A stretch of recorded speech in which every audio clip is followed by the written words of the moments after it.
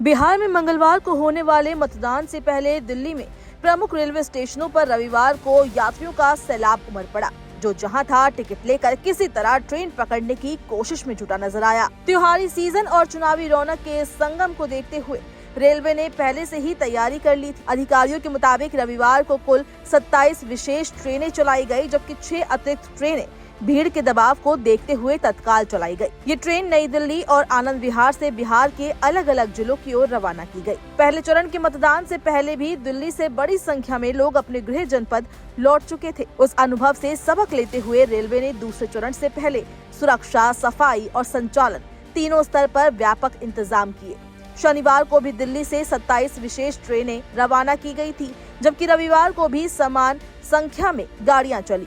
Anand Vihar railway station पर भीड़ इतनी ज्यादा थी कि यात्रियों के इंतजार के लिए खुली जगह भी कम पड़ गई। वहीं भीड़ को संभालने के लिए रेलवे ने 2 अघोषित विशेष ट्रेनें जोगबनी और एक मुजफ्फरपुर के लिए चलाने का फैसला किया। इसी तरह नई दिल्ली रेलवे स्टेशन से पटना, दरभंगा और राजगीर के लिए अतिरिक्त ट्रेनें जोड़ी गई। रेलवे अधिकारियों और सुरक्षा बलों के लिए ये भी एक कठिन परीक्षा का दिन रहा। रेलवे स्टेशन पर भीड़ प्रबंधन के लिए जवानों की अतिरिक्त टुकड़ियां लगाई गई, ताकि किसी तरह की अव्यवस्था या हादसा न हो। सूत्रों के मुताबिक सोमवार को भी लगभग 20 विशेष रेलगाड़ियां बिहार की दिशा में रवाना की जाएंगी।